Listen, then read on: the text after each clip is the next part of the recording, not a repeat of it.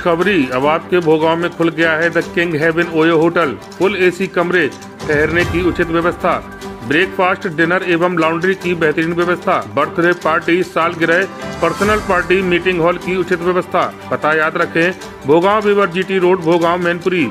Proprietor Arvind Singh. Mobile number 9258597071, 7668259098। अधिक जानकारी के लिए गूगल पर सर्च करें। एक बार सेवा का मौका अवश्य दें। प्रसाद मौर्य ने आज समाजवादी पार्टी से इस्तीफा देकर के जो है पार्टी करने का ऐलान कर दिया। मीटिंग कर रहे हैं, MLC पद से भी इस्तीफा दे दिया। PDA के लगातार विकेट में कैसे देख रही है, क्या कहना चाहते हैं? मैं समझती हूँ कि चुनाव के दौरान स्वामी प्रसाद मौर्य जी पार्टी में आए थे और वो चुनाव नहीं जीत पाए थे। उसके बावजूद भी समाजवादी पार्टी ने उन्हें MLC बना के विधानसभा में भेजने का काम किया है और हम स्वामी प्रसाद मौर्य जी का पूरा सम्मान करते हैं, हमेशा करते आए हैं। और जो समाज, अब आप बोलेंगे, नेक्स्ट सवाल करिए। अब पल्लवी पटेल जी ने भी पार्टी में रहते हुए और बगावत के सुर सामने ला दिए कि राज्यसभा कैंडिडेट को वोट ही करने देंगे। कहते हैं कि PDA के नाम पर छलावा कर रही है समाज। पल्लवी पटेल जी मेरी बहन जैसी हैं और बहुत सम्मान है मेरे हृदय में उनके लिए।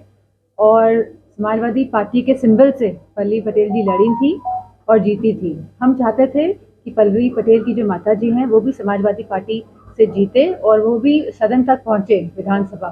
लेकिन वो अपनी पार्टी के सिंबल से लड़ी और पल्लवी पटेल जी समाजवादी पार्टी के सिंबल से लड़ी और वो सदन तक पहुंची। हमें खुशी है और आगे भी इस तरह की कोई बात होगी तो हम पूरा समर्थन करेंगे पल्लवी पटेल। तमाम नेताओं ने कहा कि PDA का मतलब जो है पिछड़ा, दलित और अल्पसंख्यक है, तो क्या दलित और अल्पसंख्यक महिला नहीं हो सकती थी इन 3 कैंडिडेट्स में राज्यसभा की? मैं समझती हूँ बहुत छोटी लिस्ट थी, 3 लिस्ट की।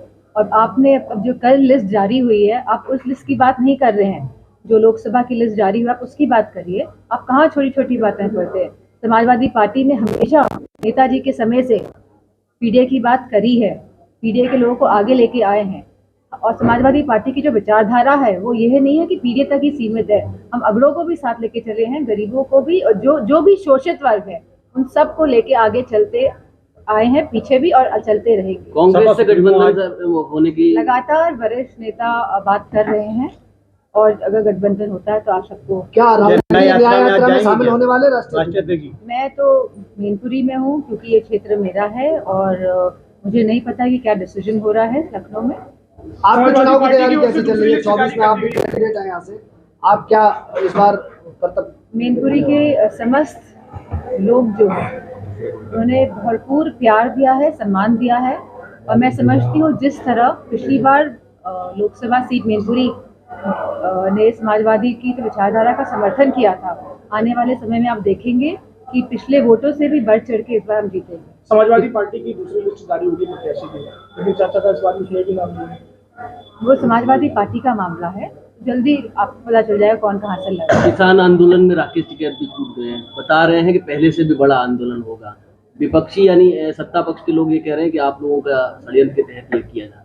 ऐसा कुछ नहीं है। हम सभी जानते हैं कि किसान पूरे जो हिंदुस्तान का परेशान है और इतनी बड़ी संख्या में अगर किसान निकल के बाहर आ रहे हैं और उसमें असलों का इस्तेमाल हो रहा है, रबर बुलेट्स का इस्तेमाल हो रहा है और इस तरह के सोनिक, हम लोग सुनने में आया है कि वेपन्स का भी इस्तेमाल किया जाएगा जिससे कि उनकी हियरिंग एड जा सकती है, मतलब सुनने की शक्ति और क्षमता जो हो सकती है उसको नुकसान पहुंच सकता है।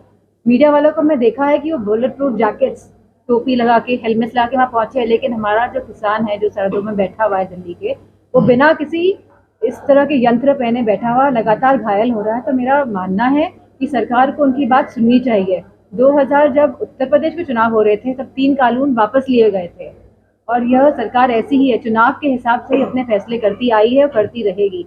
पुलिस भर्ती भी जो निकाली है आज, तो आप जानते हैं उसमें भी कितनी धांधली हुई है, पेपर पहले से लीक हो गया है। तो सरकार इस तरह जब इलेक्शंस आएंगे इस तरह के मुद्दे लेकर आएगी। क्या बीजेपी कह रही है सीटें भाजपा जीत रही है, आप किससे देखती हैं? भारतीय जनता पार्टी कह रही है कि लोकसभा सीटें, भारतीय जनता पार्टी को ये बात भी कहनी चाहिए कि हमने कितने युवाओं को रोजगार दिया है।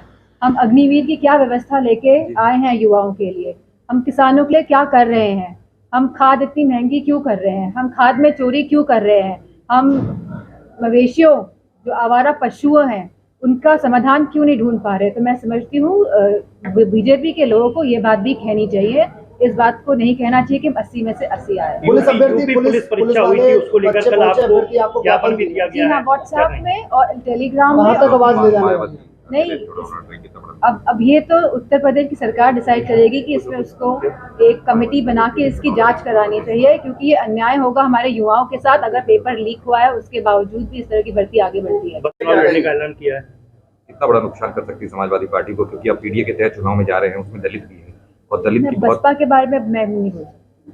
मैडम, सपा कांग्रेस की टूट को लेकर क्या कहेंगे, क्योंकि अभी तक कोई सेटिंग नहीं बन पाई है। समाजवादी पार्टी के जितने भी हम लोग को चुनाव लड़ाने हैं, हम लोग ऑलरेडी इस पे डिसीजन ले चुके हैं कि कौन कौन कहाँ से चुनाव लड़ने जा रहा है। तो मैं समझती मजबूती के साथ समाजवादी पार्टी भाजपा का सामना करने जा रही है। क्या समाजवादी पार्टी की बसपा से, जैसा कि आपने बताया, बसपा कहने को तैयार नहीं है, क्या गठबंधन की बात आगे जारी है? समाजवादी पार्टी बीएसपी को फिर से गठबंधन में लाना चाह रही है, इंडी गठबंधन में? मैं इस बारे में कुछ नहीं।